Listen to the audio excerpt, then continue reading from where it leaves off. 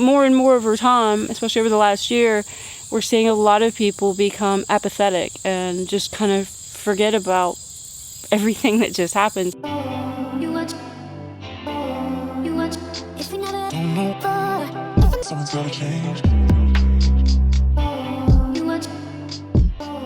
We are trying to come up with, or we think we came up with a way to temporarily store our potatoes, our seed potatoes, because we don't have our root cellar yet. And hopefully we'll have one next year. And we had a pretty sad potato harvest, so the majority of our potatoes we're just trying to store for seed potatoes for next year. And so what we came up with was to take like a bucket that we can put some holes in and put some hardware cloth on top of it, and then we could maybe put that, hopefully we could put that underneath our house. We have a crawl space under our house, and hopefully we can store our potatoes down there.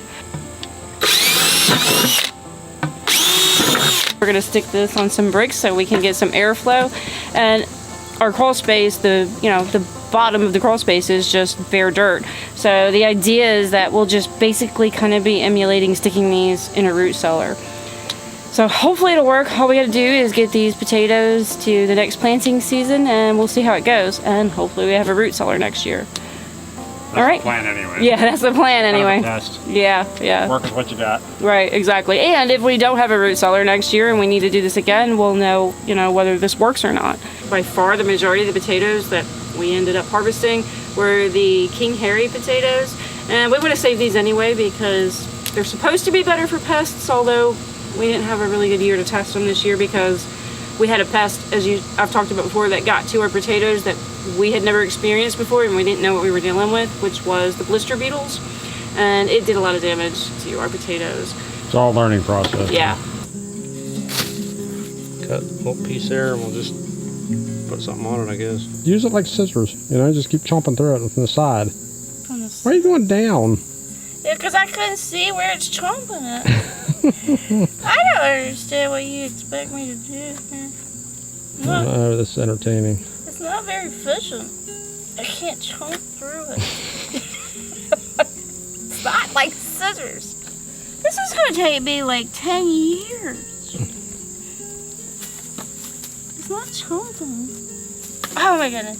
There's got to be a better tool for this. I want to see you chomp that like scissors, because I can't chomp it like scissors. Well, I don't know. This looks pretty cheap. Is it chopping like scissors? We'll see.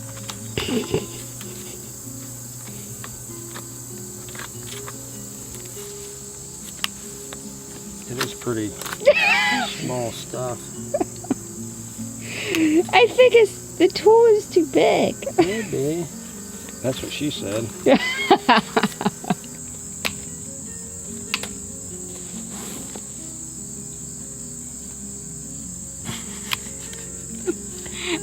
You trying to get fresh with me? Are you getting up in my grill? With your big tool. Come on, woman. I'm trying!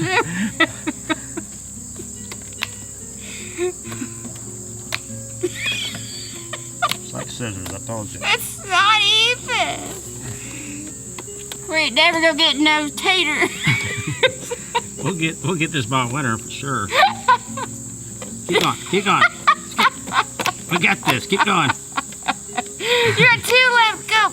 Look at that. We made it. We mastered it. Now we know how to do it. Oh, I don't ever want to do that again. Look at that. Now we just have to put something on top. Yeah, just weigh it down. Yeah. So, like, put a brick on it. Easy, easy. We have taters. Hopefully. We'll see. We'll see. Be a test. All right, back to the homestead.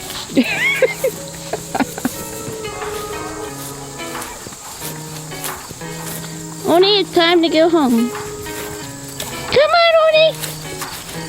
Let's go, Michigan. Oni.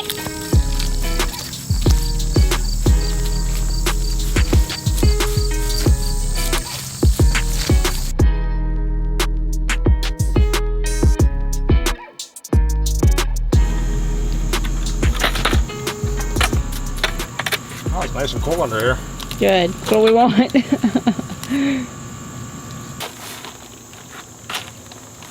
Got went with a heavier rock on top. I don't think I need to. You don't think little mouse can do anything? Nah. If we starve to death, it'll be your fault. See if it works. See you in the spring, taters. Yeah. Hopefully you're still there. Yeah. And not slimy. Or shriveled.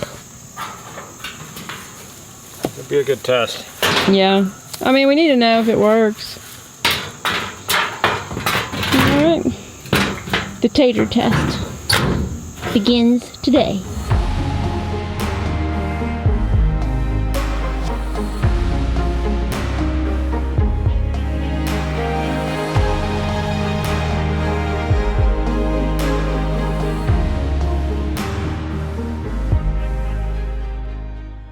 I have a really busy day today.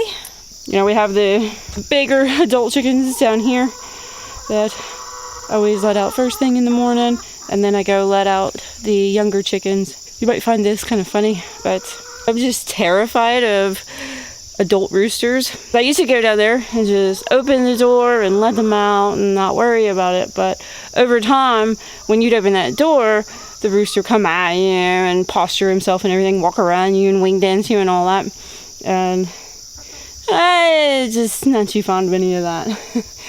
And then it got to the point where, you know, he might even chase you a little bit. And so I used to actually just open the door and take off running, which I know is probably like a huge no-no, but no matter how much I told myself to stand up to that rooster, I couldn't do it.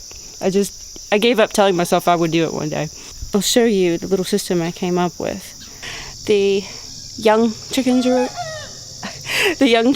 over there, and actually one of them is doing like a little baby crow. I mean, they're not babies, but I wonder if that's Uni over there crowing. See Ruse already posturing himself at me. I have like this board here that I put a screw in and tied a string to it that runs up to the deck right here.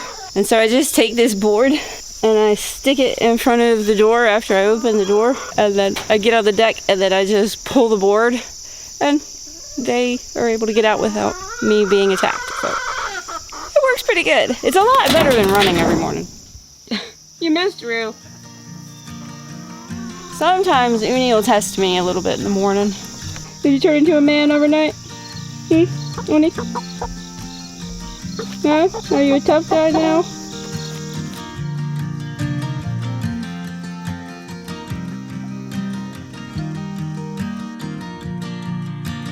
The first thing I'm going to do this morning is get to work on picking the rest of these, well, not the rest, but a lot of these tomatoes.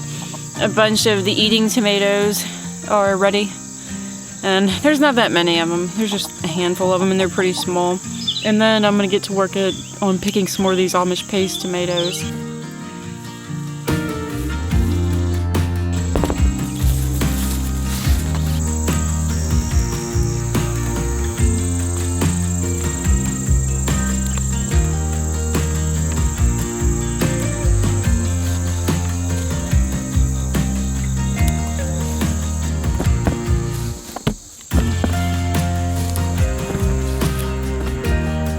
Little cayenne, but I'm sure he packs a punch. I'm pretty sure there's some melons that need to come in, maybe all of them.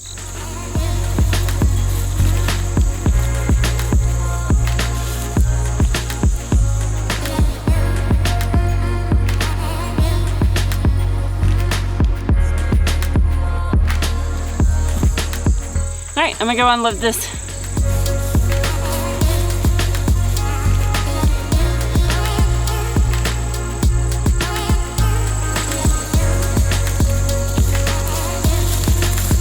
I didn't forget you. Let's go, guys. I was making plans for my fall garden, and I was going to do a bunch of carrots, but due to the nature of our heavy clay soil, there is just no way that I can get carrots in the ground without at least doing some minor tilling. I can't get, obviously, our tractor tiller in here. And we ordered a electric tiller just because it's nice to have one less motor on the Homestead. I don't know, I hope it's not a mistake. But anyway, it doesn't really matter because it has been on back order, or it's just been delayed. I can't get it. So I'm not really sure. I just may not have much of a fall garden this year. I was thinking recently about how, after the events of the last couple years, and there were a lot of people, when it was sometimes hard to find your foods or your favorite foods, or you were limited to how much you could buy. Some people's jobs and ability to feed their family was threatened or taken away because they didn't want to do certain things, and that somebody else had that kind of power over you because you didn't have your own methods and systems in place to feed yourself and your family. And there were a lot of people that were wishing they had grown a garden and were going to grow a garden, next year, because they didn't ever want to be in that position again. A lot of people woke up to this vulnerability that they had in their lives, and that somebody else had that much power over them that,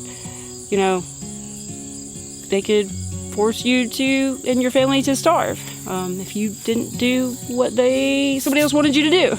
And I'll leave it at that.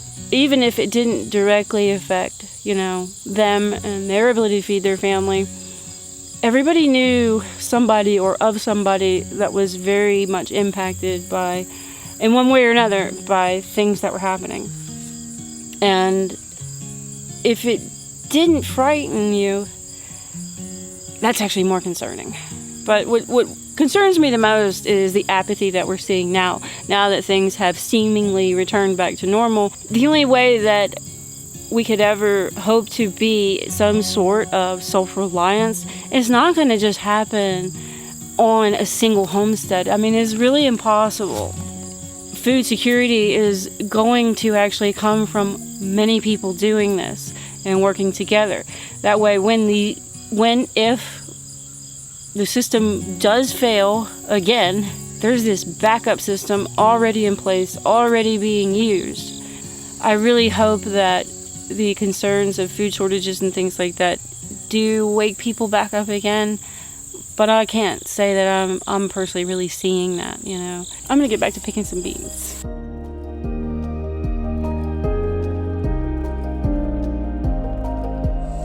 Alright, so I finished picking the green beans, and got a good bit. And I think now I am going to work on the corn.